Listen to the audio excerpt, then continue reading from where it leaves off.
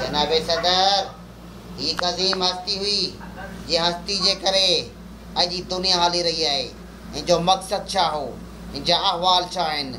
ये उनवान जी धरती ही लेकिन कटजी सके थी, कपजी सके थी, लेकिन जे शायर चयो त न अहल असांजो मालिया गुलशन ऐं गुलनि जो छा थींदो।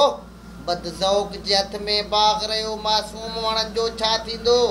कांवनि खे इजाज़त कां जी बुलबुल ते या बंदश, हर शाख ते चिबड़ो वेठो हुआ अंजाम गुलस्तां छा थींदो।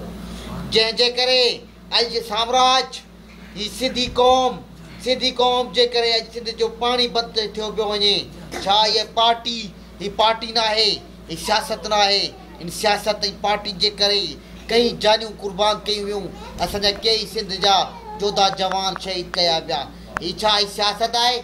न इन सिंध जे करे, इन सिंध जी अज़ीम हस्ती जे करे कई दिलबर, कई दोदे मेरे जा जवान अॼु पैदा आहिनि में थींदा। ही सिंधु देश सिंधियुनि जी आहे, सिंधु देश सिंधियुनि जी आहे। लेकिन अॼु सिंध जा हुक्मरान सिंध सां ज़ुल्म करे रहिया आहिनि, नाजाइज़ रस्ते ते हली रहिया आहिनि, सिंध जो पाणी खसे रहिया आहिनि, सिंध खे हक़ नथा ॾियनि।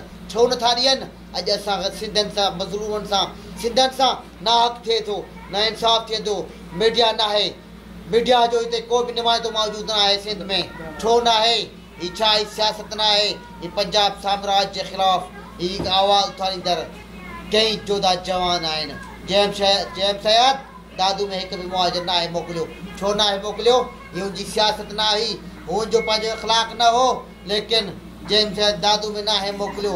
लेकिन कराची में सिंध MQM वारा सिंध ते कब्ज़ा करे वेठा आहिनि। उन खां पोइ तालिबान वारा आया आहिनि। छा जे लाइ तालिबान आया आहिनि? ख़लास